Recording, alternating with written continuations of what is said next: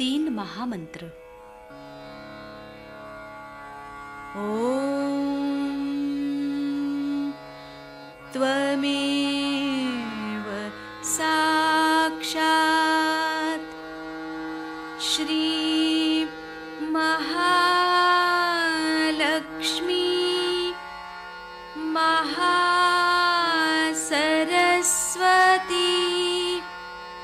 महाकाली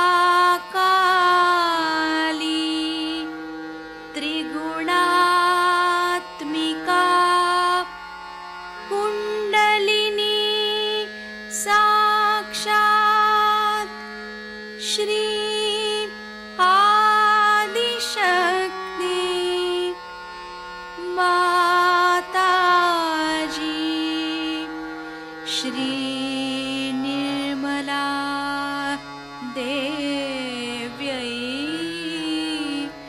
नमो नमः। ॐ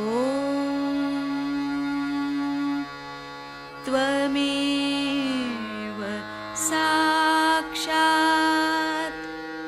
श्री कल्की साक्षात् श्री आदिशक्ति माताजी श्री निर्मला देव्यै नमो नमः। ॐ त्वमेव साक्षात् श्री कल्की साक्षात् श्री सहस्रार स्वामिनी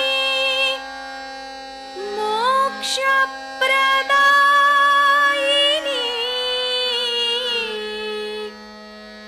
माताजी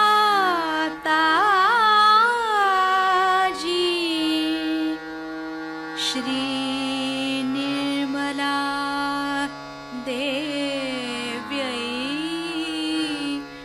नमो नमः। श्री गणेश मंत्र। ओम त्वमेव साक्षात् श्री गणेश साक्षात् श्री आदिशक्ति माताजी श्री निर्मला देव्यै नमो नमः।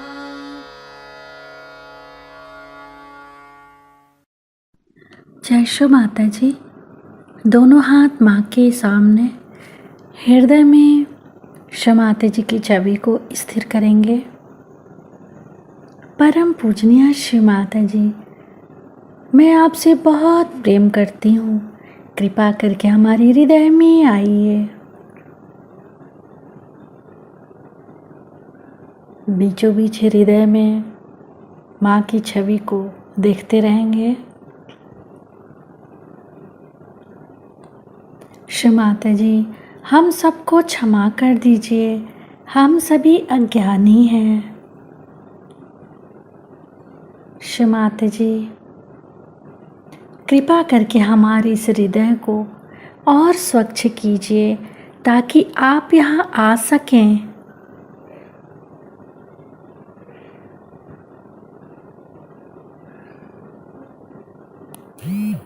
अपने हृदय में चित्त को स्थिर करते हुए फिर अपने संपूर्ण चित्त को दोनों हाथों पे,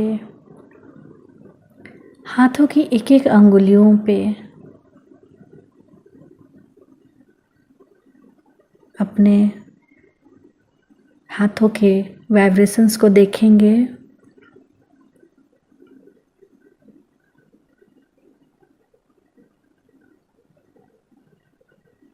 धीरे धीरे अपने संपूर्ण चित्त को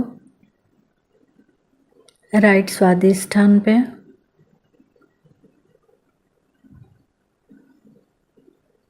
राइट स्वादिष्ठान शिव माता जी आप ही करता है, आप ही करविता भी हैं। हमारे अंदर से समस्त कर्ता भाव समाप्त कीजिए।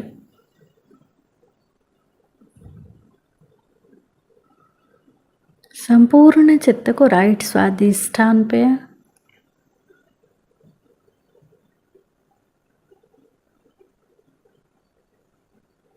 राइट स्वादिष्ठान से क्रॉस करेंगे लेफ्ट नाभि,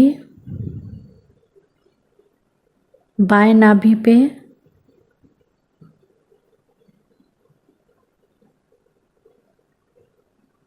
बाएं नाभि से फिर राइट भवसागर,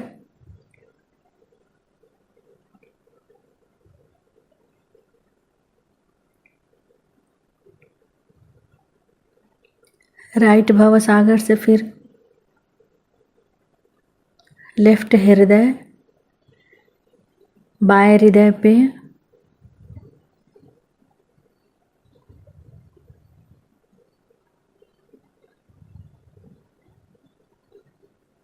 फिर राइट विशुद्धि,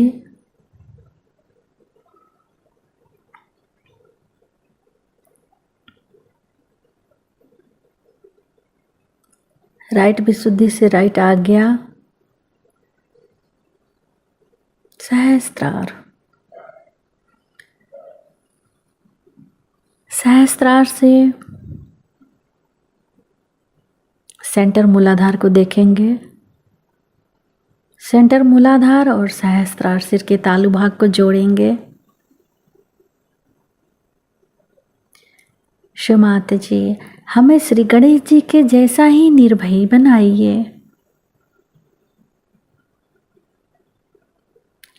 सेंटर मूलाधार सिर का तालु भाग,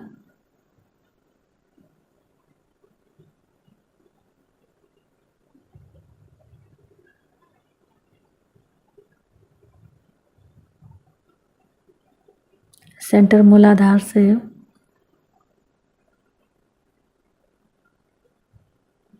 पूरे भाव सागर पे चित्त,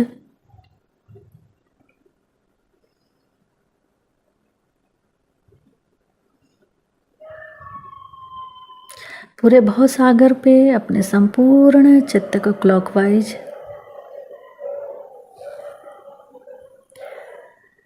धीरे धीरे अपने संपूर्ण चित्त को फ्रंट आज्ञा, फिर सिर के तालु भाग पे,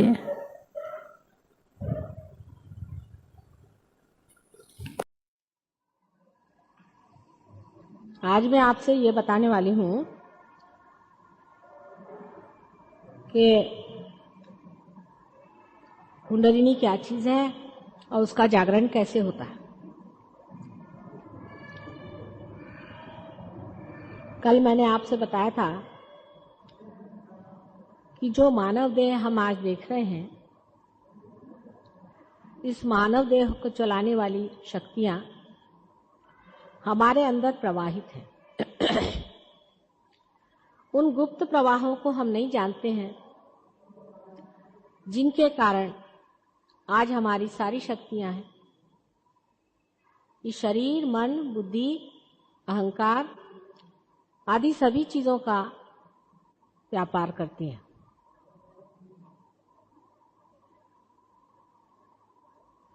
उनके बारे में जो कुछ भी हमने साइंस से जाना है,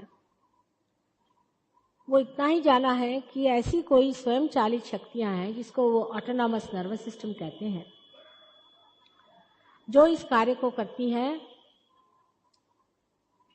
और जिसके बारे में हम बहुत ज्यादा नहीं बता सकते कि वो शक्ति कैसी है और किस तरह से वो अपने को चलाती है। किसी भी चीज को जानने का तरीका एक तो ये होता है कि आप अंधेरे में उस चीज को खोजिए। जैसे आप इस कमरे में आए हैं, ये कमरा अंधेरा है, आप इसको धीरे धीरे टटोलिए और जानिए कि क्या है। कोई लोग जब इस दरवाजे से आए तो वो कहते हैं कि ये एक खंबा है। कोई उस दरवाजे से आए कोई कहते हैं कि वो एक पर्दा है। जो उस तरफ से आए वो कहते हैं कि एक किताबें हैं। अंधेरे की खोज जो होती है वो अपूर्ण होती है, इतना ही नहीं अस्पष्ट भी होती है, और वो अधूरी होने की वजह से बहुत गलत भी साबित हो जाती है। समझ लीजिए कि इस कमरे को किसी ने खंबा मान लिया तो उसने इस कमरे के बारे में कुछ भी नहीं जाना। जिस तरह से साइंस में लोग खोजते हैं, ऑब्जेक्टिविटी उसे कहते हैं, ऑब्जेक्टिव नॉलेज, तो इस तरह से होता है। और दूसरी एक जानने की क्रिया हो सकती है कि समझ लीजिए हम इस कमरे को पूरी तरह से जानते हैं, हम इसके जानने वाले हैं, इसके हम मालिक हैं, इसके सब हम स्विच वगैरह सब कुछ जानते हैं, और जैसे ही आप इस कमरे में आ जाइए हम एकदम से बत्ती जला देते हैं और आप सब कुछ देखने लग जाते हैं। यह दूसरी रीत है जिससे कि आप परमात्मा को जान सकते हैं, जिससे कि आप सत्य को जान सकते हैं।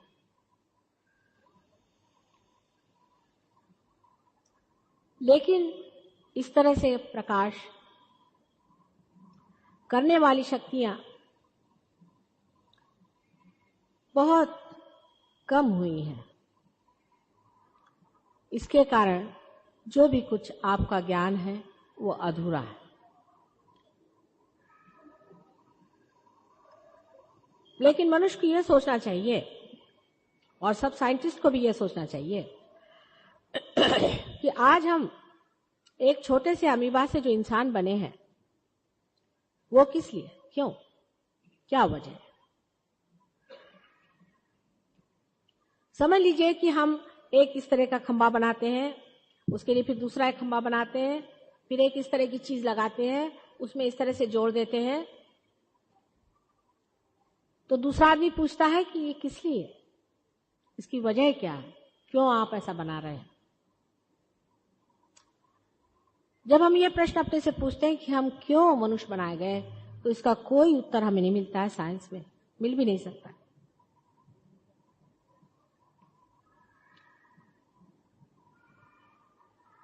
हम इसलिए मनुष्य बनाए गए हैं कि हम कोई न कोई विशेष तरह का इंस्ट्रूमेंट है, कोई व्यवधान है, कोई साधन है।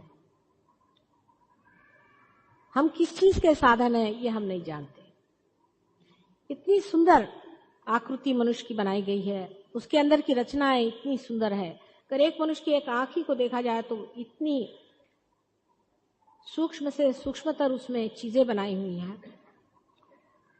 एक छोटे से सेल से लेकर के इतनी सुंदर काया अगर रची गई है तो उसमें कोई न कोई अंतर्हित हेतु होना चाहिए, और जब तक उस हेतु का हमें पता नहीं लगता है तो हम लोगों को जान लेना चाहिए कि यह हेतु भी कोई है या नहीं है, या इससे आगे हमें कहीं जाना है, या कहीं हम रुके हुए हैं। जैसे कि कल मैंने आपसे बताया था कि जब तक इसे आप मेन से नहीं लगाइएगा तब तक इसका अर्थ नहीं लगता है। उसी प्रकार आपको जब तक मेन से नहीं लगाया जाएगा आपका कोई अर्थ नहीं लगता। लेकिन इसके अंदर जिस प्रकार वो व्यवस्था रखी हुई है कि इसे मेन से लगाया जा सकता है, उसी प्रकार मनुष्य के अंदर भी ये व्यवस्था है कि इसे मेन से लगाया जा सकता है। कुंडलिनी वही चीज है, वही लीड है, वही तार है जिसको कि मेन से लगाया जाता है।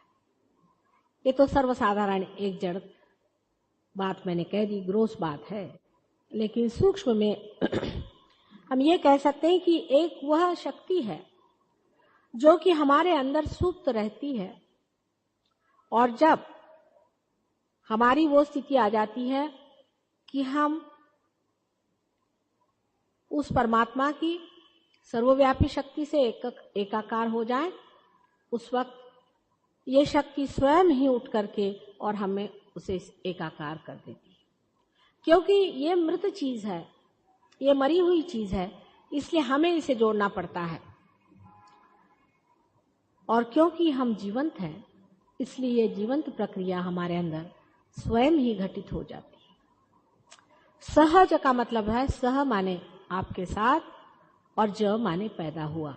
आप ही के साथ पैदा हुई ये शक्ति है और जिसके कारण यह योग, यह मिलन घटित होता है, जिसमें आप अपने अंदर बसे हुए आत्मा को जानते हैं।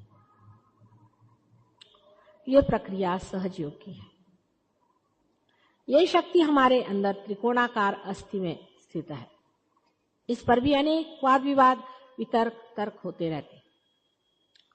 जो लोग अंधेरे में खोजते हैं वो ऐसा ही करते हैं। अंधे लोगों का वैशिष्ट्य होता है कि देखते कुछ नहीं, बस बातें करते रहते हैं, क्योंकि आंख तो होती नहीं है, तो मुंह से ही जो कुछ काम करना है करते रहते हैं। ये तर्क वितर्क की चीज नहीं है, ये साक्षात है। आप अपने आंख से कुंडलिनी को देख सकते हैं, उसका स्पंदन देख सकते हैं, उसका चलना देख सकते हैं, उसकी प्रक्रिया देख सकते हैं, और अपने अंदर उसका जो कुछ भी प्रादुर्भाव होता है, उसका जो इफेक्ट होता है, उसे भी आप जान सकते हैं।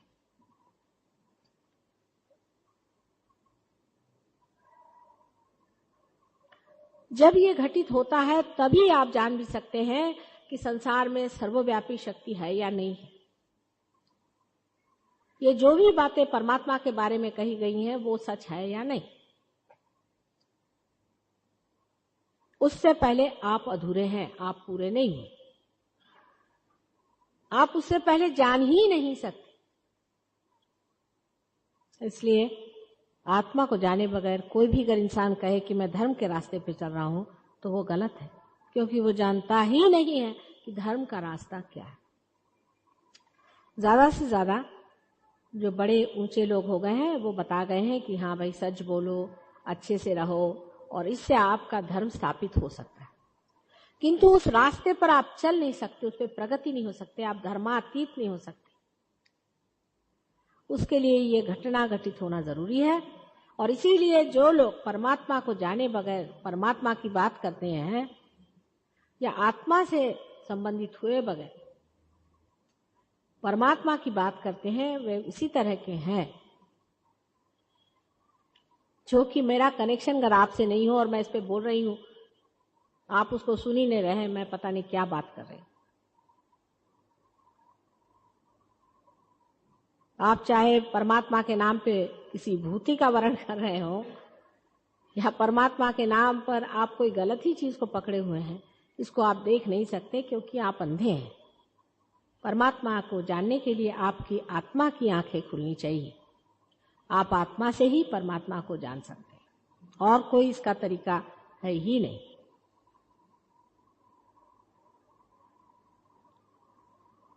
आत्मा को जानने के लिए आपकी जो मनुष्य चेतना है, ह्यूमन अवेयरनेस जो है, उसको उस हद तक पहुंचना चाहिए जहां आत्मा स्थित है।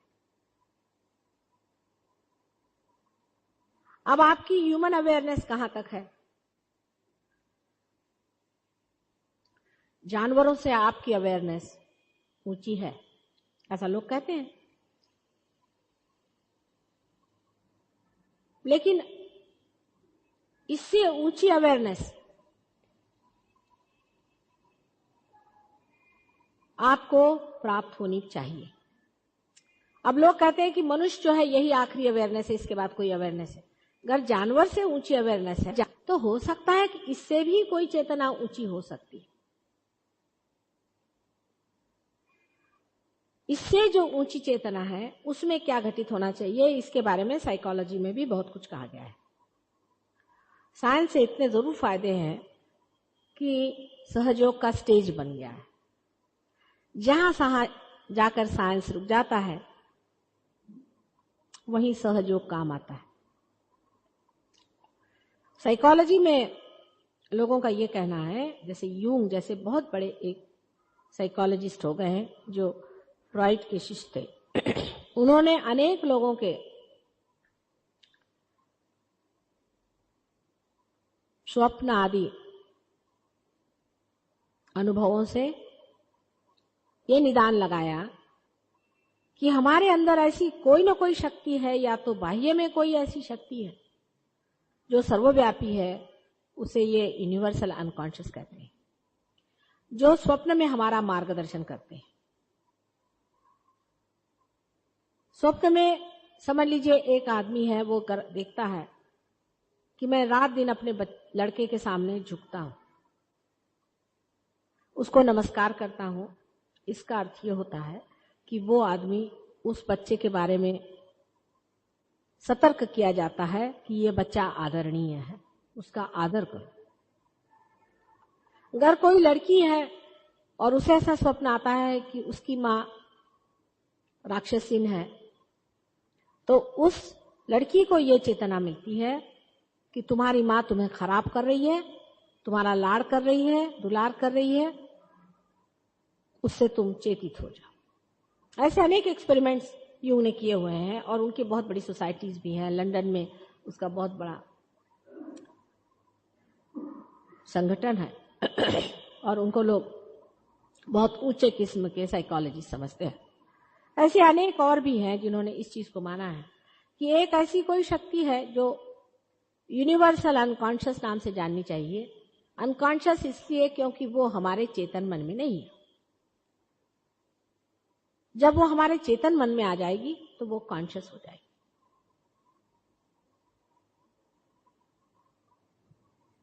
सहज योग से आप इस यूनिवर्सल अनकॉन्शियस को या इस सार्वभौमिक सुप्त चेतन को अपने अंदर चेतन कर सकते हैं, आपके कॉन्शियस माइंड में आ सकता है,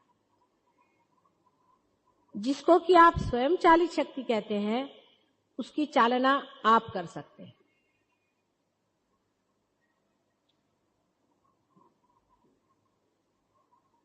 यानी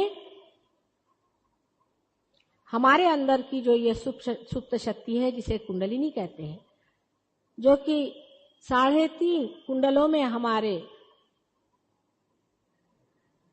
त्रिकोणाकार अस्थि में सुप्त रहती है, उसकी जागृति हो करके जब वो हमारे मेरुदंड से निकल करके और हमारे सहस्त्रार से, इस जगह से जिसे तालु कहते हैं, उसको छेद करके और उस सर्वव्यापी शक्ति से एकाकार हो जाती है, तब हमारे अंदर भी वह सर्वव्यापी शक्ति बहने लग जाती है। ये जब घटना घटित होती है तब हमारे अंदर जो 7 चक्र हैं, ये हमारे 7 अंगों को बताते हैं, जिसको कि एक साधारण तौर से हम कहते हैं कि हमारा physical, mental, emotional, spiritual being जो है, उस सब को चेतित करके उसको समग्र इंटीग्रेट कर देती है। मनुष्य में इंटीग्रेशन नहीं। अगर कोई काम हम अपने बुद्धि से ठीक समझ के करते हैं तो हमारी मन नहीं गवाही देता कि ये ठीक काम है, वो कहता नहीं ये ठीक काम नहीं। अगर हम कोई मन से काम करते हैं तो शरीर कहता है कि बाबा हमारे तो उठने का मन नहीं है, हम नहीं करने देंगे। लेकिन जब 7 चक्रों को लंघ करके 6 चक्रों को, 7वां चक्र तो सिर्फ बैठा ही है, लांग करके जब यह शक्ति हमारे ब्रह्मरंध्र को छेद देती है, तब हमारे अंदर की ये जो विविध तबीयतें हैं, एस्पेक्ट्स हैं, वो सब एकाकार समग्र हो जाते हैं। और दूसरे, उस सर्वव्यापी शक्ति से हम एकाकार हो जाते हैं। अनेक बार इसको मैं बता चुकी हूं कि सर्वव्यापी शक्ति किस प्रकार है। जैसे कि एक माला के अंदर एक सूत्र चला जाता है, लेकिन हर मन का अलग दिखाई देता है। उसी प्रकार यह शक्ति हमारे सबके अंदर से गुजर के गई हुई है। सर्वव्यापी शक्ति हमारे अंदर, सबके अंदर गुजर के गई है, लेकिन सबके अंदर थोड़ी थोड़ी सी जगह है, गैप है। जब ये जगह कुंडलिनी लांघ लेती है तब वो पूरा सूत्र पूरा हो जाता है। और जब आपका चित्त मनके पे रहता है, जब आप बाहर में रहते हैं तो आप सोचते हैं आप अलग हैं, आप अलग हैं, आप अलग हैं। लेकिन जैसा ही आपका चित्त उस सर्वव्यापी सूत्र में एकाकार हो जाता है, तब ये घटित होता है, लेक्चरबाजी नहीं है, ये घटित होता है कि आप दूसरों के साथ भी एकाकार हो जाते हैं। उसमें फिर लेक्चर देने की जरूरत नहीं है, यूएनओ की स्थापना करने की जरूरत नहीं है कि हम सब भाई बहन हैं। फिर हम हमारे उंगलियों पे देख सकते हैं कि इनके कौन से चक्र पकड़े हैं, और ये देख सकते हैं कि हमारे कौन से चक्र पकड़े। सब हम आपस में देख सकते हैं आपस को, और हम ये भी देख सकते हैं कि हमारे अंदर कौन सी कमजोरियां हैं, हमारे कौन से चक्र खराब है। हम अपने को देख सकते हैं, सेल्फ नॉलेज, और हम दूसरों को भी देख सकते हैं। और फिर हम उस एकतानता को महसूस करते हैं कि अगर इनको तकलीफ है तो हम चाहते हैं कि हमारी उंगली में भी तकलीफ हो रही, इसे ठीक कर दें। अगर हम इसे मसल दें तो इनकी तकलीफ अच्छी हो जाती। अब दिखने को चीज तो ऐसी लगती कि कोई जादूगरी है, लेकिन है ही जादूगरी।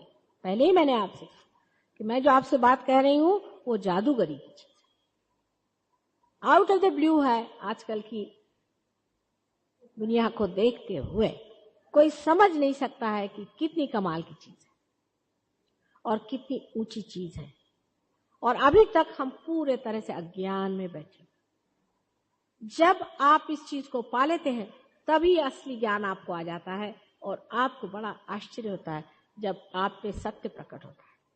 और सत्य क्या प्रकट होता है आप पे? आप देखने लगते हैं कि आप कुछ भी नहीं करते, आप सिर्फ मरी हुई चीजों का काम करते हैं। जैसे अगर कोई पेड़ मर गया तो आप फर्नीचर बना देते हैं, और आप सोचते हैं कि आपने बड़ा भारी काम कर दिया। कुछ पत्थर ले आए, बिल्डिंग खड़ी कर दी, आप सोचते हैं आपने बहुत बड़ा काम कर दिया। लेकिन एक भी जीवंत क्रिया आप नहीं कर सकते। सारा ही कार्य, संसार का सारा प्लानिंग, सब कुछ परमात्मा की शक्ति करती है, परमात्मा का चित्त करता है। और जब आप उस चित्त में एकाकार हो जाते हैं तो आपको आश्चर्य होता है कि आप भी किस तरह से शक्तिशाली हो जाते हैं, और आपकी स्वयं शक्ति किस तरह से बहने लग जाती। हमारे लंदन में एक साहब थे, उनसे मैंने कहा कि तुम यहां बैठे बैठे सब चीज जान सकते हो। उनका कैसे? अच्छा, मैंने कहा तुमको किसके बारे में जानना? कहले हमें अपने पिता के बारे में जानना है। मैंने कहा अच्छा, उनकी धारणा करो, उनकी तरफ ऐसे हाथ करो। हाथ करते ही साथ उनके राइट हैंड साइड की इस उंगली के इस जगह में बड़े जोर का दर्द और जलन होने लगा। ये उंगली जो है ये विशुद्धि चक्र है, राइट साइड में माने फिजिकल प्रॉब्लम है, विशुद्धि चक्र। और ये जो नीचे में ये फादर की साइड है, ये सब फादर की साइड है, ये मदर की साइड है यहाँ पर। मैंने कहा तुम अपने फादर को फोन करके पूछो। उन्होंने फादर को फोन किया तो उनकी माँ ने फोन लिया, वो स्कॉटलैंड में थे। उन्होंने कहा तुम्हारा फादर बहुत बुरी तरह से ब्रोंकाइटिस से बीमार पड़े। मैंने कहा अच्छा चलो यहाँ ही हम उनका ट्रीटमेंट कर देते। क्योंकि ये विश्वव्यापी शक्ति है, उसका इशारा आपके हाथों पे आ जाता है। लेकिन ये नहीं कि कोई साहब आ रहा है, माता जी ये बताओ कि घोड़े का नंबर क्या आएगा। ऐसे भी बेवकूफ बड़े होते हैं जिनको की अकल ही नहीं रहती है कि परमात्मा को क्या पूछना चाहिए। कहेंगे कि घोड़े का नंबर बताओ, नहीं तो कहेंगे अच्छा बताओ मेरे लड़का होगा कि लड़की होगी। बहुत तो बोलेंगे कि इनकम टैक्स में मैं छूट जाऊंगा कि नहीं। ऐसे ऐसे बेवकूफ लोगों के लिए नहीं है ये शक्ति, ये समझदार लोगों के लिए है, बुद्धिमान लोगों के लिए है, वाइज लोगों के लिए है।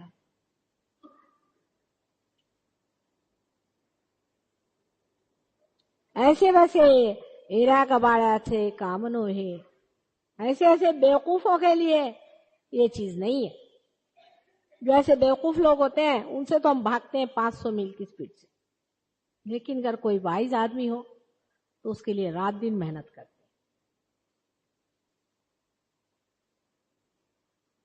तब ये शक्ति आपके अंदर जागृत हो जाती है। जब ये शक्ति आपके अंदर जागृत हो जाती है, धीरे धीरे आप इससे एक्सपेरिमेंट कर सकते हैं।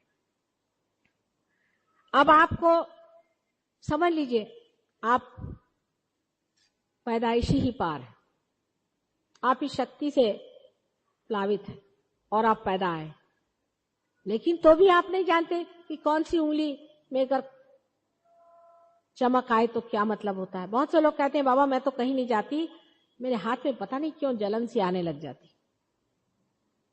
इससे ज्यादा तो कुछ नहीं जानती वो। कौन से चक्र है, कौन सी उंगली है, उसका क्या मतलब होता है, हर एक चीज का क्या मतलब होता है, उसका इलाज क्या है, उसका निदान क्या है, कुंडलिनी को कैसे उठाना चाहिए, उसकी कौन सी तकलीफें हैं, किस किस तरीके से कुंडलिनी अटकी रहती है, किस तरह से हर तरह की कुंडलिनी को ऊपर उठाया जा सकता है और किस तरह चाहिए, उसको जमाना चाहिए, किस तरह से सारे संसार में इसके धीरे धीरे धागे किस तरह से बांधने चाहिए। ये बड़ा भारी ज्ञान है। इसको बताने के लिए कोई तो इंसान चाहिए कि नहीं।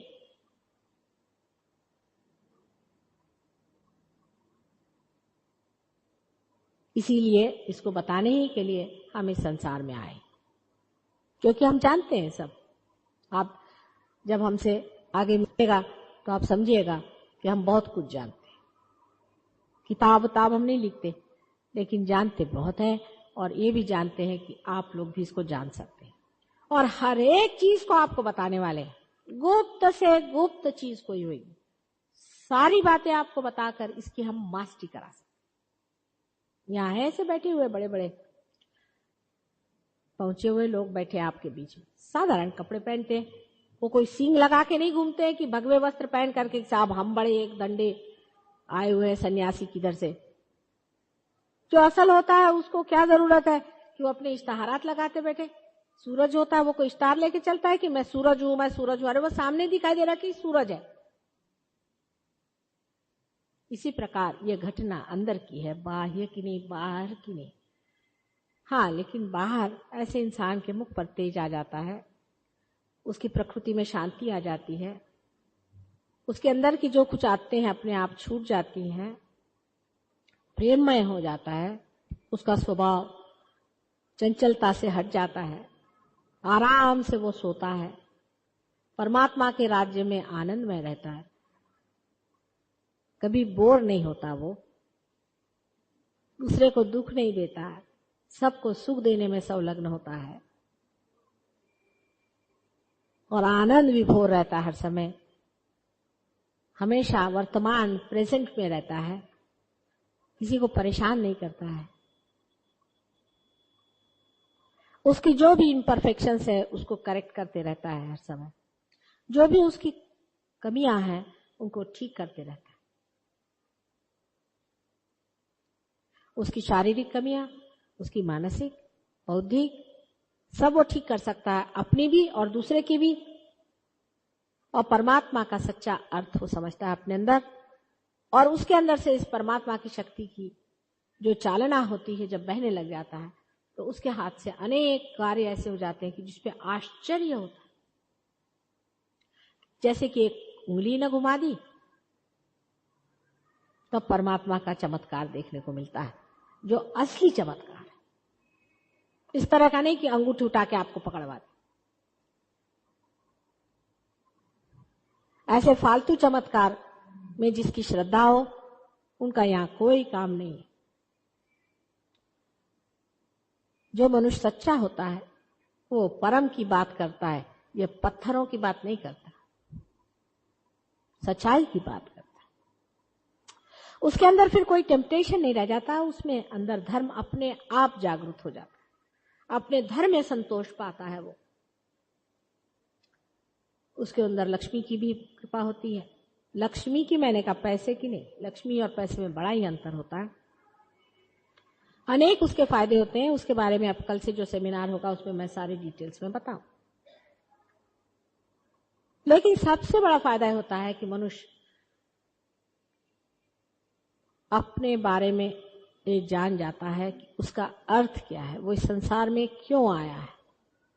वो ये जान जाता है कि वो एक साधन है जो परमात्मा के हाथ में खेल रहा है। जैसे कि एक आर्टिस्ट के हाथ में एक कुंचली या उसका ब्रश खेलता है, उसी तरह से मनुष्य बन जाता है और उसके अंदर से ये शक्ति अव्याहत बहती रहती। उसके बाद फिर ओछी बातें, जड़ बातें, छोटी बातें सब गिर जाती है। फूल से आप फल हो जाते हैं, आप मैच्योर हो जाते हैं। आपकी प्रायोरिटीज, मूल्य आपके बदलते हैं। किस चीज को महत्व देना चाहिए और किसको नहीं देना चाहिए अपने आप ही घटित होने लगता है।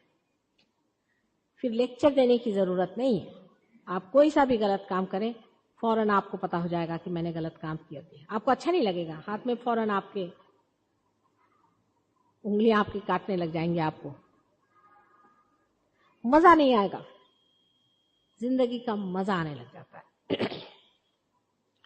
सबसे पहले जो चीज होती है कुंडलिनी के जागरण से, जब कुंडलिनी आज्ञा चक्र को छेद देती है, कल मैं आपको सब बताऊंगी ना, चक्र वक्र कौन से हैं, अपने अंदर क्या क्या है, वो सब कल बताऊं। लेकिन जब आज्ञा चक्र को कुंडलिनी छेद देती है, उस वक्त आप में निर्विचारिता आ जाती है, आप विचारों के बीच में आ जाते हैं। तो एक तरफ से आपके गत विचार हैं जिससे आप कंडीशनड हैं या आपका पास्ट है, और एक तरफ से आपके फ्यूचर के विचार हैं जिसके बारे में आप सोचते रहते हैं कि कल क्या करूंगा, परसों क्या करूंगा। इन दोनों को बीचों बीच आप आ जाते हैं, इसलिए आप निर्विचार हो जाते हैं, क्योंकि प्रेजेंट में कोई भी विचार नहीं होता। आप जागरूक हैं, आप अवेयर हैं, लेकिन आप निर्विचार हो जाते हैं। जैसे ही कुंडलिनी ब्रह्मरंध्र को छेद देती है, वैसे आपके अंदर से यह शक्ति बहने लग जाती है। यानी पहली मर्तबा आपके अंदर से आत्मा की जो ये चैतन्य शक्ति है, वो आपके अंदर से इस तरह से बहने लगती है कि आपकी जो नर्व्स हैं, सेंट्रल नर्वस सिस्टम जो चेतना शक्ति का स्रोत है, वही शक्तिमय होकर के आपको बताता है। अभी तक आपके लिए सिर्फ यह हाथ मात्र था, उसके बाद में आपके हाथ से ही वो शक्ति बह करके आपको बताती है। आप स्वयं ही उसके इंस्ट्रूमेंट हो जाते हैं, आप ही उसको चलाने वाले हो जाते हैं और आप ही उसको जानने वाले हो जाते हैं। अभी तक मनुष्य की चेतना में, माने जिसको सेंट्रल नर्वस सिस्टम का, या कहना चाहिए कि मज्जा तंतु की जो हमारी आज तक की उत्क्रांति हुई है, इवोल्यूशन हुई है, उसमें एक नई चीज आ जाती है, नया आयाम, नया डायमेंशन आता है, जिसके कारण हम ये महसूस करने लग जाते हैं, या हम फील करने लग जाते हैं कि हम एक खोखली चीज हैं और हमारे अंदर से कोई ट्रेमेंडस पावरफुल शक्ति जो कि प्रेममय है बहने लग जाती है। इसके लिए कोई आपको ब्रेन वॉश देने की जरूरत नहीं, इसके लिए कोई आपको समझाने की जरूरत नहीं होती। हमारे यहाँ मेरी नातिन है, 2.5 साल की है, वो पैदा ही पा रहे हैं, चारों मेरे ग्रैंड चिल्ड्रन पैदा पा रहे हैं। मेरे बच्चे नहीं है लेकिन वो है, और वो उड़ती चिड़िया पहचानते हैं। अभी एक इंग्लैंड में एक सहयोगिनी आई थी, उसने उससे पूछा इतनी सी है 2.5 साल, मेरा क्या पकड़ा, तो उससे कह रहे लेफ्ट विशुद्धि और लेफ्ट नाभि और विशुद्धि तुम्हारी पकड़ी हुई है। वो हैरान हो गए, उसने कहा कि मैं ठीक करती हूँ तुम्हारी।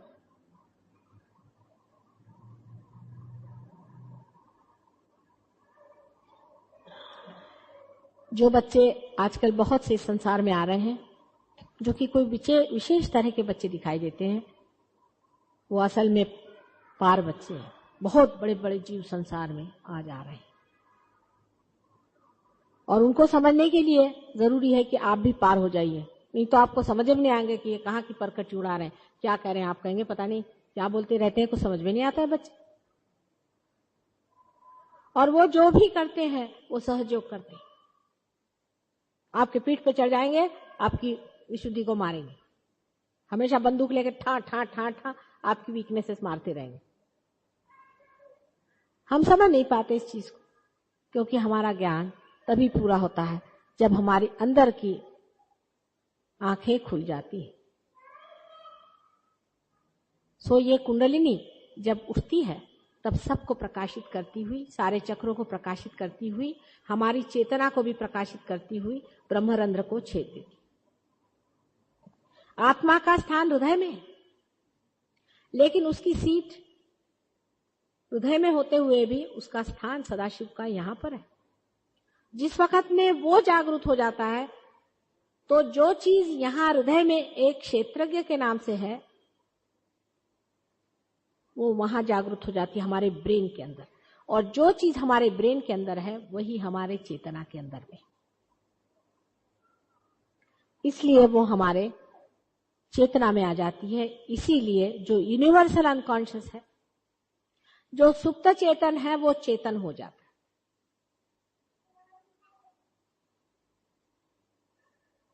इस तरह की प्रक्रिया सहज है। सहज समाधि लागो, सहज ही होना चाहिए। अगर वो चीज सहज नहीं है तो वो जीवंत हो ही नहीं सकती, क्योंकि जितनी भी महत्वपूर्ण चीज है, समझ लीजिए आपका श्वास लेना है, इसके लिए अगर आपको किताबें पढ़नी पड़ती तो अभी तक न जाने आपका क्या हाल हो गया होता।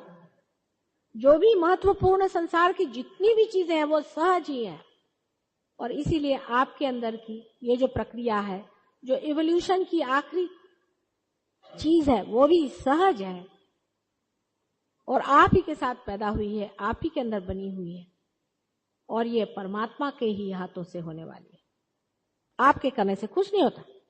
आपके करने से अगर एक बीज भी नहीं उग सकता है तो आपकी कुंडलिनी आपके करने से कैसे निकलेगी? जीवंत चीज तो आपने एक भी नहीं की आज तक, लेकिन जब आप पार हो जाते हैं तब ही आप जीवंत चीज करते हैं। तब आप दूसरों की कुंडलिनी भी उठा सकते हैं।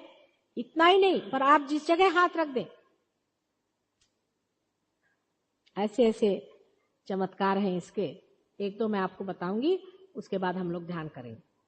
जैसे कि हमारे राहुरी में, वहां पर एक बड़ा भारी एग्रीकल्चरल यूनिवर्सिटी है, उसमें बहुत से साइंटिस्ट लोग पार हो गए। उन्होंने एक्सपेरिमेंटेशन शुरू कर दिया गेहूं पर, चावलों पर, गाय भैंसों पर। तो कहने लगे कि एक इंडियन गाय को उन्होंने वाइब्रेशन का पानी दिया, वाइब्रेट किया। तो इतना आश्चर्य हुआ कि वो जो गाय, इंडियन गाय थी, वो एक ऑस्ट्रेलियन गाय की इतना दूध देने लगी, और बड़ा ही उसका स्वाद बहुत अच्छा था, क्योंकि वैसे भी ऑस्ट्रेलियन गाय के दूध में उतना स्वाद नहीं होता जैसे अपनी इंडियन गाय के। वो तो बड़ा प्रेम से देती है, और शक्ल भी उनकी फर्क होती है। अगर आप इंग्लैंड की गाय देखें तो आप कहेगा ये सफेद भैंस है, उसके गाय के जैसा मुंह नहीं है। जैसे हिंदुस्तानी गाय का मुख में एक तरह का प्रेम होता है, उनके भैंस के जैसा मुंह होता है, क्योंकि उनको बिल्कुल मैकेनाइज कर दिया गया। गेहूं के बारे में बता रहे थे कि उन्होंने कुछ गेहूं वाइब्रेटेड वाटर से उगाए, तो बहुत ही बड़े बड़े मोती के जैसे गेहूं आए। उसके बोरे उन्होंने भर करके और गोडाउन में रख दिए, बहुत बड़ा गोडाउन था, और उसमें और भी चीजें रखी थी, दुनिया भर की चीजें। उनको ये आश्चर्य हुआ कि जो चूहे थे वो सब हर एक तरह के बोरों को उन्होंने अपने दांत लगाए और बहुत से बोरों में से खाया। यहाँ तक कि वो जो पेन होता है, मतलब जो सीट के जो तेल को निकाल करके जो उसका बच जाता है, जिसे पेन कहते हैं, उसमें तक चूहों ने दांत लगाए। लेकिन ये जो बोरे रखे थे, ऐसे किए, ऐसे रखे, उसको नहीं छुआ। वो उनको भी समझ में आया कि वाइब्रेटेड। फिर ये भी समझ में आ जाता है कि कौन सी चीज असल है और कौन सी चीज नकल है। जैसे मूर्ति पूजा, अब अष्टविनायक है, हम कहते स्वयंभू है कि नहीं है, कैसे पता होगा? आप जाके वाइब्रेशन देख लीजिए, आपका पता हो जाएगा कि ये स्वयंभू है, उनके अंदर से वाइब्रेशन आती। और बाइबल में भी ये कहा है कि उस तरह की कोई मूर्ति नहीं बनानी चाहिए जो बनाती है पृथ्वी, माने जो स्वयंभू है उसकी मूर्ति मनुष्य न बनाए, क्योंकि उसमें दोष आ जाते हैं। लेकिन रियलाइजेशन के बाद आप किसी भी मूर्ति को जागृति दे सकते हैं। मतलब साधारण मूर्ति में एक कोएफिशिएंट आना चाहिए, एक उसका ढंग आना चाहिए, आप उसको जागृति दे सकते हैं। यानी इसको मैंने जागृति दी हुई है, आप देखें तो ये भी अब स्वयंभू के बराबर है, विष्णु जी की मूर्ति। यानी पत्थर को भी आप वाइब्रेशंस देके उसको स्वयंभू बना सकते हैं। लेकिन वैसा आप चाहें तो नहीं कर सकते। अब हर एक चीज का अर्थ निकलता है। वहां पर एक गांव है, उस गांव के पास में जमीन में एक ऐसा पत्थर निकल आया कि लोग कहने लगे कि इस पत्थर के वहां पर पानी की बंधारा हम लोग नहीं बांध पा रहे थे। कुछ समझ नहीं आता था, कितने भी लोग कोशिश करें तो वो गिर जाए, वो ढह जाए। तो उन्होंने वहां देखा कि कुछ जमीन में ऐसे अजीब से पत्थर निकल आए हैं, और ये पत्थर पता नहीं इसमें से क्या शक्ति है कि वहां, अंग्रेज लोगों की बात है, इंग्लिश लोगों ने कोशिश की। उसके बाद में उन्होंने सोचा कि इस जगह इतनी जगह छोड़ दो, और बंधारे को इस तरह से लिया उन्होंने, जिससे कि स्ट्रेट बंधारा नहीं हो पाया, वो जगह छोड़ ही दी। इधर एक बंधारा कर दिया, इधर कर दिया, वो जगह छोड़ दी। जब मैं वहां गई उस गांव के पास, तो उन्होंने बताया कि माता जी ये बताइए कि यहाँ क्या चीज है। मैंने कहा देखो तुम वाइब्रेशन लो यहाँ से। वो जो जगह है सहस्त्रार जैसी है, जैसे सहस्त्रार से वाइब्रेशंस आते वैसे वहां से वाइब्रेशंस आते। मैंने कहा इस वाइब्रेशन की ये तो स्वयंभू चीज है, इसके ऊपर में कोई चीज तुम बांधोगे तो बंधेगी कैसी, वो तो स्वयंभू है। स्वयंभू लिंग वगैरह भी इसी तरह से पता लगे कि कोई रियलाइज सोल्स जा रहे होंगे, उनको वाइब्रेशंस मिले, उनका लो भाई। मैं कश्मीर गई थी। कश्मीर में एक दिन ऐसा हुआ कि कहीं जाते जाते मुझे ऐसा लगा कि बहुत यहाँ वाइब्रेशंस है। तो मैंने ड्राइवर से कहा भाई जरा ये बताओ कि यहाँ कोई मंदिर है क्या पुराना, या कोई चीज है यहाँ, मूर्ति उर्ति है? उसने कहा यहाँ तो ऐसा कुछ नहीं है माता जी। मैंने कहा अच्छा तुम पता तो करो। हम लोगों ने गाड़ी वाड़ी रोकी, तो कहले हाँ यहाँ एक वो है मुसलमानों का कुछ है। मैंने कहा क्या है मुसलमानों?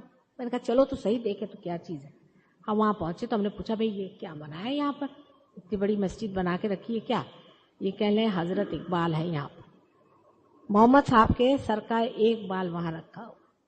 बोलते साहब मैं तो एकदम ध्यान में ही चली गई, यानी एक बाल के इतने वाइब्रेशंस थे वहां पर। अब मुझे तो मालूम भी नहीं था वहां उनका एक बाल रखा है, जिसको लेकर के ये गधे मुसलमान आपस में लड़ रहे थे। ऐसे हम गधे हिंदू भी लड़ते हैं, पता तो कुछ भी नहीं है और बेवकूफ जैसे लड़ते ही रहते। अरे धर्म के नाम में लड़ाई करने का सवाल ही क्या उठता है? उस पर पीछे मैं काटमार हो गई। किसी से पूछो कि ये उनका बाल है कि नहीं है, बताओ क्या प्रूफ है? चाहे किसी और का बाल हो, इनके पास क्या प्रूफ है? कैसे कह सकते हैं कि यहाँ बाल है कि? दिल्ली में हजरत निजामुद्दीन साहब है, वो पार आदमी थे। वो पार है तो सारी दुनिया के लिए पार है, वो किसी के बाप की सत्ता नहीं है। शिरडी के साईनाथ थे, मुसलमान थे तो क्या हुआ? पार थे? पार ही नहीं थे। दत्तात्रेय स्वयं साक्षात थे। उसको कैसे जानोगे तुम? जब तक तुम पारी नहीं हो, तुम्हारे आंखें नहीं है, तो तुम कैसे जानोगे हम मुसलमान और हम हिंदू? कहां से तुम हिंदू हुए? अभी तो तुम्हारी कुंडलिनी भी नहीं जागृत हुई। ये जनसंघ वाले जो हैं, इनसे जाके पूछो कि भाई तुम क्या बात कर रहे हो हिंदुइज्म की? कुछ जानते ही नहीं हो हिंदुइज्म के बारे में, क्या चीज है। और तुम ये बना क्या रहे हो? राजकीय दल। धर्म के नाम के राजकीय दल कैसे बन सकते? धर्म धर्म होता है और सारे ही धर्म एक सूत्र पे है, एक ही तत्व पे है, कोई भी उनमें अंतर नहीं है। जैसा मैं कहती हूँ, जैसे एक पेड़ पर अनेक फूल होते हैं, एक ही शक्ति पे पैदा होते हैं, लेकिन ये दुष्ट लोग उन फूलों को तोड़ करके आपस में लड़ते हैं जब वो फूल मर जाते हैं और जब वो विद्रूप हो जाते हैं। जो जीवंत नहीं वो धर्म नहीं है, और जो मरा हुआ है वो बिल्कुल व्यर्थ है। उसको धर्म के नाम से पुकारना भी बिल्कुल व्यर्थ है। हिंदू धर्म क्या है, इस्लाम क्या है, सब कुछ आप सहयोग में आने के बाद देखते हैं कि सब एक ही वृक्ष के बहुत ही सुंदर पुष्प हैं, और सब के सब आपके अंदर बसे हैं। आप मुसलमान भी हैं, हिंदू भी हैं, क्रिश्चियन भी हैं, आपके अंदर मोहम्मद साहब भी हैं, आपके अंदर में ईसा मसीह भी हैं, और आपके अंदर कृष्ण भी है। इस सब चीज का पता सिर्फ जबानी नहीं है, इसका एक्सपेरिमेंट आपको करना होगा।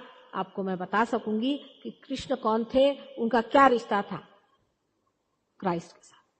मोहम्मद साहब कौन थे, उनका क्या रिश्ता था। वो तो सब एक हैं, और हम यहाँ लट्ठम लट्ठी चला रहे हैं, मारा मारी कर रहे हैं।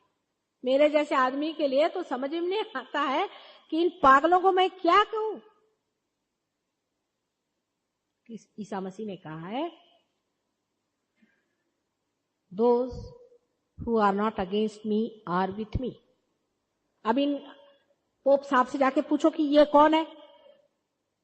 उनको तो अपनी पड़ी हुई है कि मेरे को अपने डायमंड्स लगाने के हैं। वो ईसा मसीह ने कितने कपड़े उनके पास में थे, ये अपने डायमंड के रोब पहन के। आपके शंकराचार्य भी आजकल सुनते हैं कि वो सोने का वो छत्र बना रहे, इतने से तो है, और इतना बड़ा छत्र जो धड़ से सर पे गिरेगा तो सब शंकराचार्य निकल आएगी। और वो जो शंकराचार्य आदि थे उनसे पूछो कि उनको अपने माँ की लाश जलाने के लिए लकड़ी तक नहीं थी, और ये आज बना रहे। ये जैन मुनियों से जाके पूछो महावीर कहाँ और ये लोग कहाँ, बिल्कुल अपोजिट जक्स्टा पोजिशन में खड़े हुए। और हम उन्हीं के पैर पूछ पूछ के सोचते हैं कि हम परमात्मा को पालेंगे। वो तो सब सीधे नर्क के द्वार उतरने वाले हैं, सीधे, और आप भी उसी के साथ चले जाइएगा। इसलिए सतर्क होने की जरूरत है। धर्म को असलियत में पाना है। किसी भी धर्म की निंदा वही करता है जो धर्म के बारे में कुछ भी नहीं जानता। जैसे ही आप धर्म के पूरे प्रकाश में आ जाते हैं, आश्चर्यचकित हो जाते हैं कि कितना सुंदर सामंजस्य और संतुलन और पूरी तरह से उसकी बैठक बनी। ये सब झगड़े खत्म होकर के मनुष्य एक विश्वव्यापी संसार में विचरण करने लग जाता है, जहां पर हर एक देश के, हर एक प्रांत के, हर एक धर्म और हर तरह के रेस के, काले गोरे, सबके अंदर एक ही परमात्मा की शक्ति विचरण करती हुई नजर आती। तभी कहा जाता है कि आप परमात्मा के साम्राज्य में प्रवेश कर रहे हैं, जहां पर ऊंच नीच इस प्रकार का कोई भी भेद नहीं पाया जाता, और सब उसकी छत्र छाया में आनंद से अपने जीवन को एक सुंदर सा, बहुत ही मनोहर सा, जो कि कभी भी विश्वास नहीं हो सकता, इस तरह का बहुत ही बढ़िया महल बनाता है। आशा है आप सभी लोग सहयोग में अनेक उपलब्धियां पाने के बाद दूसरों को भी इसका पूरा पूरा फायदा देंगे, और इस चीज के लिए इसकी सराहना करेंगे, इसमें विश्वास रखेंगे, इसका आदर करेंगे कि ये सच्ची चीज है। इसमें कोई सर्कस नहीं है, इसमें कोई एडवर्टीजमेंट नहीं है, इसमें कोई आपके सामने अजीजी नहीं है, कोई तमाशेबाजी नहीं है। सच्ची चीज, सच्चाई का वर्ण करें तो ये इतनी अत्यंत सुंदर चीज जो परमात्मा ने आपके लिए बनाई है, जो आपको पाने का है, जो आपका अधिकार है, वही हम आपको दे रहे हैं। आप ही की कुंजी हम आपको दे रहे हैं, आप ही की संपदा, आपकी ही सत्ता। सिर्फ समझा रहे हैं बेटे चाबी कैसे खोलने की है, और फिर लो अपनी संपदा देखो। जो असल है वही पाने का है, और कुछ भी पाने का नहीं। जब वो पा लेता है आदमी, तो उसके आनंद में उसको सारे ही आनंद ऐसे तुच्छ लगते हैं जैसे कोई अमृत को पाने के बाद गंदे नाले के पानी की ओर आदमी नहीं मुड़ता, अपने आप हो जाता है। मैं आपसे कभी नहीं कहूंगी कि आप ये नहीं करो, वो नहीं करो, सिगरेट मत पियो, फलाना मत पियो। पार होने के बाद आप ही छोड़ देंगे इसे। मैं कोई भी चीज की जबरदस्ती नहीं करती हूँ, लेकिन अगर आप सिगरेट पीते हैं तो जरा मुश्किल होती है, यहाँ कुंडलिनी रुक जाती, तो मेहनत करके हम उसको खोल भी सकते हैं। कल ही एक साहब मुझे कह रहे थे कि माता जी मैं 15 साल से तंबाकू खाता था, कमाल है, और आपने मुझे 1 मिनट में पार कर दिया। मैं तो कहता हूँ क्या संपदा मेरी थी कि आपकी इतनी मेहर नजर हो गई कि मैं 1 मिनट में पार हो गया। 15 साल से मैं तंबाकू खाता था, पर मैंने कहा उसके बाद थोड़े असर तो आए ना उसके, कहले हाँ उसके बाद थोड़े असर आए, लेकिन मैं साफ भी कर गया। तो सहयोग में और दूसरे योगों में इतना अंतर है कि पहले योगों में ऐसा होता था कि धीरे धीरे चीज को सफाई करो, हर चीज ठीक करो, हर चक्र ठीक करो, धीरे धीरे उसको रगड़वाओ, फिर से जन्म लो, फिर उसको रगड़वाओ, और उसके बाद वो जब ठीक ठाक हो जाए तो उसका दीप जला दो। अब हमको तो उतावली हो गई है, हमने कहा उल्टा शुरू करो। एक होता है कि मोटर की पूरी रिपेयरी करो, ठीक करो, फिर स्टार्ट करो, फिर स्टार्ट नहीं होती तो फिर ठीक करो, फिर स्टार्ट नहीं होता। दूसरा तरीका यह है कि आप अगर होशियार आदमी है तो आप पहले स्टार्ट तो कर दो और फिर उसी कुंडलिनी से आप अपने को ठीक कर सकते। ऊपर से नीचे तक आप उसी कुंडलिनी की शक्ति से अपने को आप ठीक भी कर सकते। तो पहले आपको जागरूक कर दो, आत्मा से परिचित करा दो, उसके बाद आप ही अपने को ठीक करते रहो।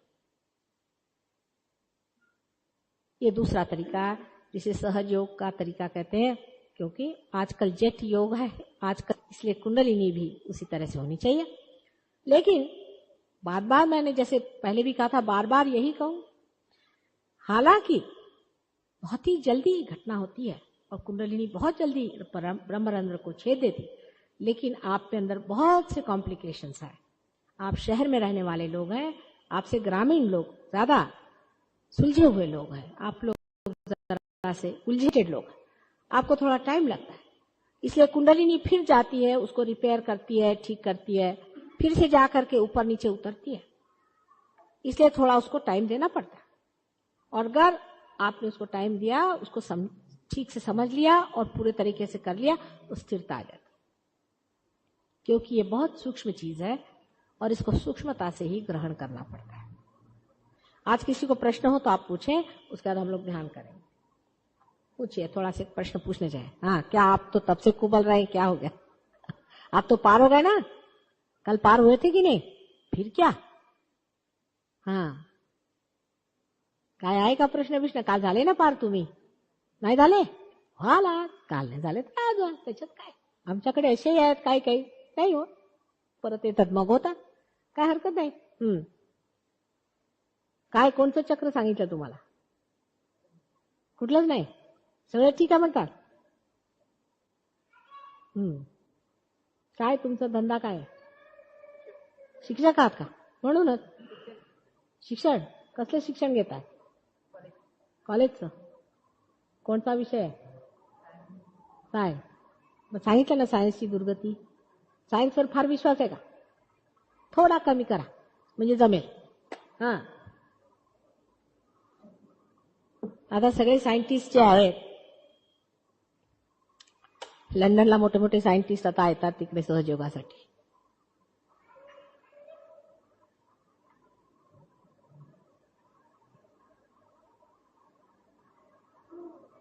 सायन्सवर बोलणार आहे मी, परवा बोलीन सायन्सवर सुद्धा, आपण याल तेव्हा.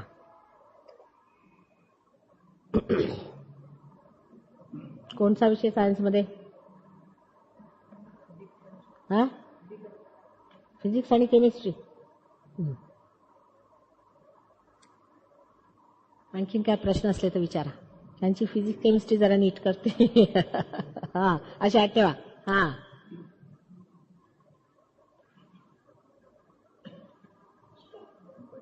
थोडं बोला, काय प्रश्न असले तर बोला ना. नवीन मंडळी आली आहेत, हा, तरुण मंडळी आहेत, प्रश्न विचारले पाहिजेत. काहीतरी असलं तर विचार, की निर्विचार झाले सगळे, काय डोक्यात येतच नाही प्रश्न. हा, बोला. काय नाही, नको नको, पाणीच पाहिजे. हा, काय आहे का प्रश्न? विचारा ना.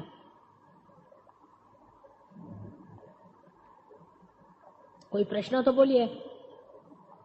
भक्ति भाव का पैदा होना क्या कुंडलिनी की जागृति पर निर्भर है? क्या किस भाव का? भक्ति भाव. कौन सा भाव? भक्ति भाव? भक्ति भाव. नहीं नहीं नहीं,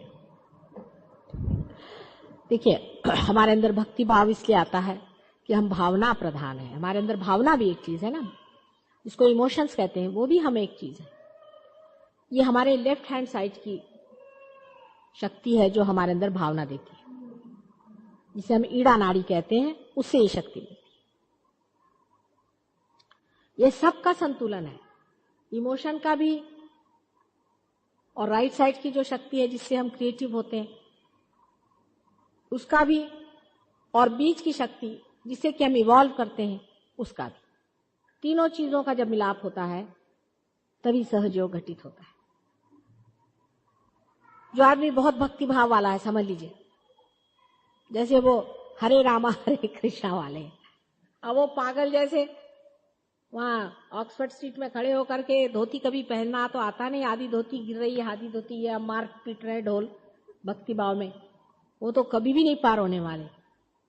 तो पागलों का काम नहीं है। लेकिन भक्ति अगर प्रेम से है और परमात्मा के प्रति लीन होकर के अगर भक्ति है तो वो बहुत काम कर जाती है। लेकिन कुंडलिनी शक्ति इन तीनों ही शक्तियों को एक करती है। ये चौथी शक्ति, एक ईड़ा लेफ्ट साइड में होती है और पिंगला राइट साइड में होती है और बीच में सुषुम्ना होती है। सुषुम्ना से हम इवॉल्व करते हैं, इवोल्यूशनरी शक्ति होती है जो कि विष्णु की शक्ति है। और लेफ्ट साइड में जो शिव की शक्ति है जिससे हम एग्जिस्ट करते हैं, जो भावना हमारे अंदर जागृत करती है,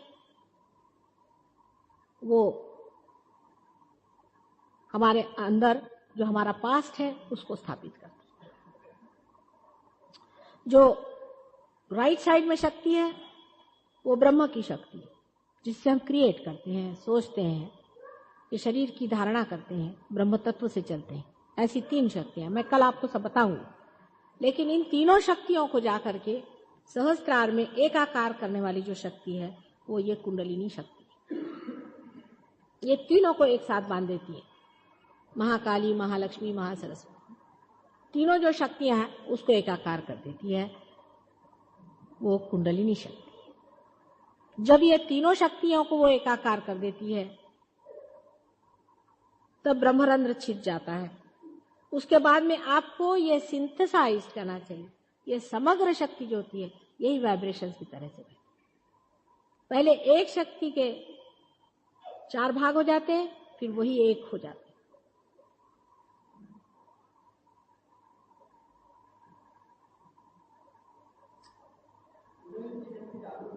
हाँ बस शांत है। कुंडलिनी शक्ति जब हमारे अंदर जागृत होती है तो क्या होना चाहिए, क्योंकि हर एक में अलग अलग तरह से कुंडलिनी शक्ति जागृत होती है। समझ लीजिए किसी इंसान के अंदर में उसकी नाभि चक्र की पकड़ है तो कुंडलिनी शक्ति जागृत होकर के वहां धक्के मारेगी तो आप देख सकते हैं अपनी आंख से कि वहां पे आपके स्पंदन हो रहा है त्रिकोणाकार शक्ति में। आप अपने आंख से देख सकते हैं। यहां आपको मैं बहुत बार दिखा दूं। और आपका नाभि चक्र पकड़ा हुआ है। अगर नाभि चक्र को आप किसी तरह से, जो कि सहयोग में है उसकी प्रक्रिया है, खोल दें तो कुंडलिनी शक्ति ऊपर चढ़ेगी। आप उसका स्पंदन स्टेथोस्कोप से देख सकते हैं अलग अलग चक्रों पे। फिर वो यहां जाती है, यहां जाकर के धक्के मारती है। अगर ये भी नहीं खुल सके तो यहां भी आवाज होता है। तभी कबीर ने कहा है कि शून्य शिखर पर अनहद बाजी, वहां आवाज आता है धक धक धक धक धक धक। सर है कबीर पढ़ा है क्या तुमने? तभी इतने जल्दी पार हो गए थे। हाँ, लेकिन अगर आप समझ लीजिए बहुत ही बढ़िया इंस्ट्रूमेंट है जिसको कहते हैं कि बहुत ही बढ़िया कोई अगर एरोप्लेन हो और बहुत ही बढ़िया उसकी एयरपोर्ट हो तो उसका टेक ऑफ ही पता नहीं चलता और खट से एरोप्लेन ऊपर चला जाता है। अगर आप बहुत ही बढ़िया व्यक्ति हैं तो कुछ भी नहीं पता चलेगा, आप पार हो जाएंगे। आपके अंदर से झट झट झट झट चीज बहने लगेगी, पता ही नहीं चलेगा कैसे आप खुल गए, कैसे पार हो गए, कहां पहुंचे। तो ये हर एक पे डिपेंड करता है। पर पार होने के बाद क्या होना चाहिए, इससे आप जज कर सकते हैं कि कुंडलिनी आपकी शक्ति जागृत हुई या नहीं। जब जागृत हुई है तो वो उसका मूवमेंट, अगर आपकी बहुत ही बढ़िया हालत है तो आप एकदम पारी हो जाते हैं, आपके अंदर से वाइब्रेशन शुरू हो जाते। लेकिन वो अगर समझ लीजिए मालगाड़ी है, वो तो मालगाड़ी भी हो सकती है ना, तो वो चढ़ेगी, फिर आपको लगेगा यहाँ जरा धक धक आया, यहाँ थोड़ा धक धक आया। आपके लीवर पेशेंट है आप, तो लीवर में जाएगी, वहां धक धक मारेगी थोड़ी देर, फिर आपकी तबीयत जरा ठीक हो जाएगी, फिर जरा ऊपर चढ़ेगी, फिर आपका हृदय चक्र पकड़ा है, वहां धक धक मारेगी। लेकिन 2 चीज इसमें हो जाती है, एक तो जागृति और उसके बाद में ब्रह्मरंध्र का छेदना। जब जागृति हो जाती है और कुंडलिनी जब आज्ञा चक्र को पार करती है तब आप में थॉटलेस अवेयरनेस आ जाती है। अब निर्विचार समाधि स्थापन हो जाती है, आप निर्विचार हो। लेकिन आश्चर्य है, जो सहज योगियों के अभी ब्रह्मरंध्र भी नहीं छेदा, सिर्फ इसी को क्रॉस कर जाते, वही दूसरों की कुंडलिनी उठाते मैंने देखा हो, अभी पार भी नहीं हुए पूरी तरह। आश्चर्य की बात, मैं खुद ही हैरान हूं सहयोग के कमाल आता। लेकिन अगर वो ब्रह्मरंध्र छेद गई और आपके अंदर से हाथ से बहने लग गए तो आपको फिर पता ही चल जाता है कि हो गए आप पार। पूछिए कि पार हो गए, कहते हाँ हो गए। एकदम कंप्लीट शांति हो जाती है आदमी के अंदर में, और यहां से आपको लगता है जैसे तालू छोटे बच्चे की जैसे खुल जाती ना, ऐसे अपनी खुल जाती है। फिर कभी कभी थोड़ी सी क्लोज होता है, फिर से हो जाता है, फिर ऐसा होता है, पर वो जम जाता है वहां। इस तरह से कुंडलिनी शक्ति को जाना चाहिए। फिर आप महसूस करने लगते हैं दूसरों के चक्र, आप बता सकते हैं इनको ये है उनको वो है। तुम्हीच वाचून दाखवा। मराठीत आहे का इंग्लिशमध्ये? काय सिक्रेट प्रश्न आहे का? हा, काय प्रश्न आहे? विचारा विचारा.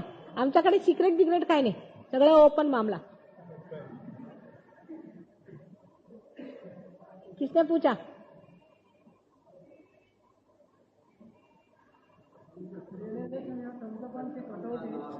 हाँ?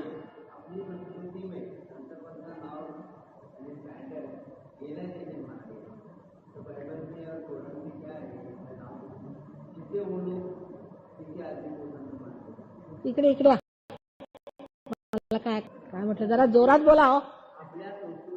हा हा हो.